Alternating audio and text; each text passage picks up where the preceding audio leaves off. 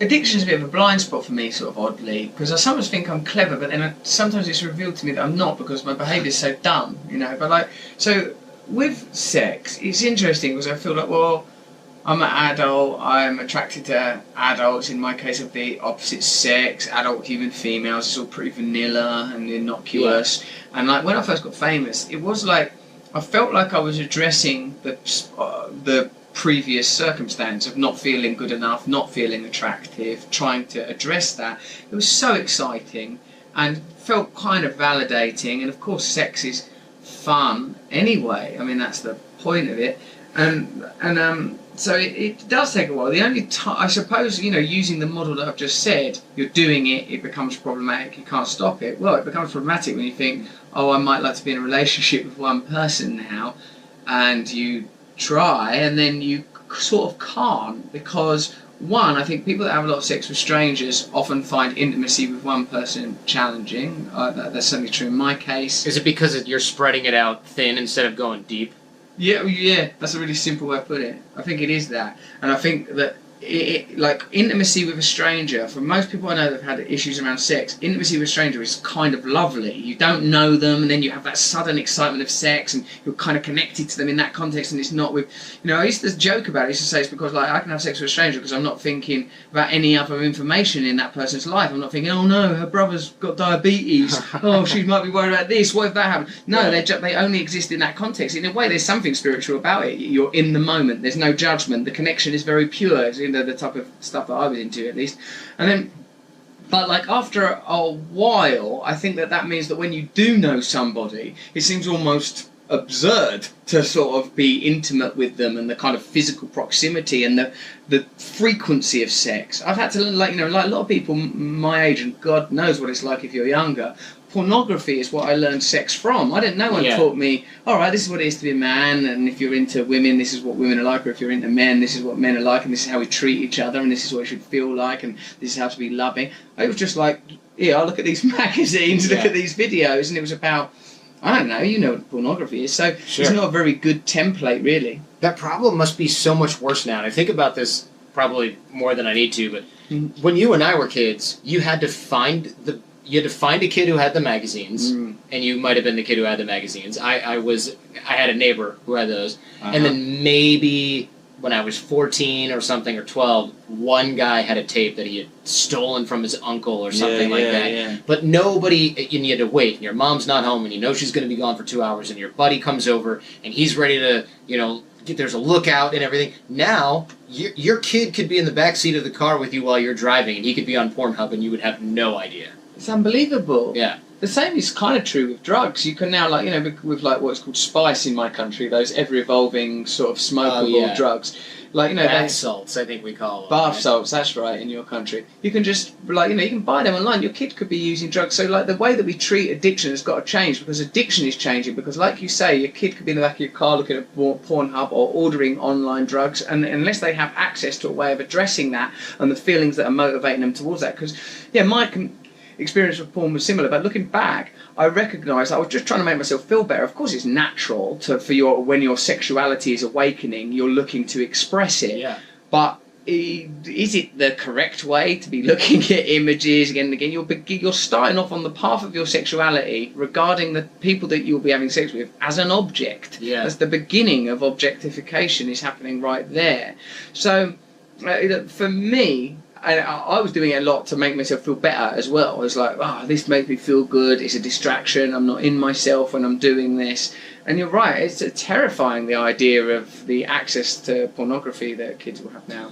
It seems like when you're, for example, with sex, drugs and things like that, people might say, hey man, look, you ever think about you're doing too much of this?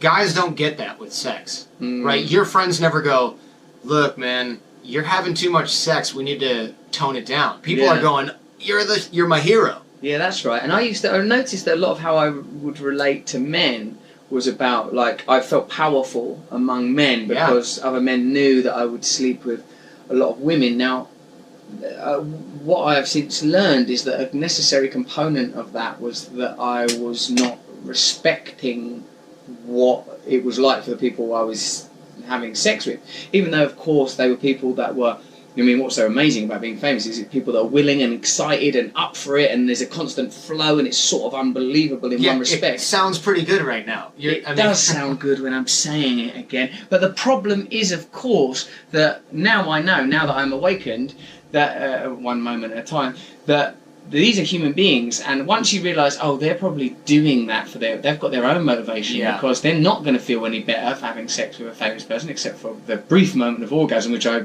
did used to try to guarantee, Jordan. Other than that, you know, you're involving yourself in an exchange that isn't necessarily going to be beneficial. So I'm participating in other people's unconscious behaviour, and for myself it means I'm like, what lies on the other side of addiction? That's what's interesting. What lies on the other side of the compulsion? See this, when you want to look at social media and you don't, what happens to you? You start to get anxious, you start to get nervous. You want to have sex with someone and you don't, what happens? You start to get nervous, you start to get anxious. Well, you have to go through that pain at some point, because if you live constantly confined by your unwillingness to go through pain, you do not develop into who you are supposed to be. You know, like, I lived in that cycle, and then when I couldn't, it meant I became kind of stagnant spiritually. So if you mean that you have to go through that cycle of pain in order to get through the addiction, did the addiction, this sounds dumb now that I'm verbalizing it, but did then the addiction start because of pain? Yes. Addiction, this isn't really not dumb, it's perhaps the most important observation that can be made about addiction, is that addiction begins with pain and ends with pain. You're in pain, you introduce some secondary agent to deal with the pain, then that might even make you feel worse, so you're back in pain and you do it again. It's very obvious when it's drugs, it's less obvious when it's pornography. People feel ashamed. If someone's trying to be faithful in a relationship and they sleep with other people outside the relationship, they feel ashamed when they do it, and then the feeling of shame is so bad, and it's not always the right thing to tell the other person. They get to worse, they do it again. Food, it's the same process. People, you feel awful, you're in pain, you feel lonely, you eat too much food, you make yourself puke, you feel ashamed, you do it again. At some point this cycle has to be broken.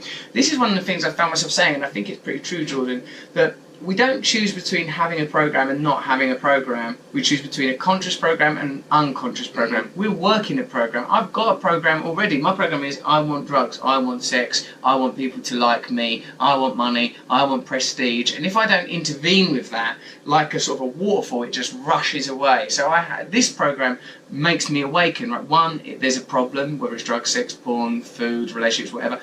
One, there's a problem. Two, it's possible that it could be better because I see other people not living like it, other people that work the program. Three, I become willing to be teachable. I become willing to look at things in a different way. I become willing to accept help, whether it's from a community or from a higher power, a spiritual idea there. You mentioned that prestige was one of the things that you felt like, and pardon me if I'm putting words in your mouth, you were addicted to prestige as well. How does that fit in with your career now? Because you can't not have prestige and do the job that you're doing, but you have to then sort of short-circuit the addiction part of the prestige. Part of how it is complex, Jordan, and the method and that perspective of addiction that I have is that addiction as a drive, if you drill down, this thing is a will to power, whether you call it obsession, compulsion, whatever it is. It's like it's a yearning, a hunger. What does it want? What does it want, this hunger?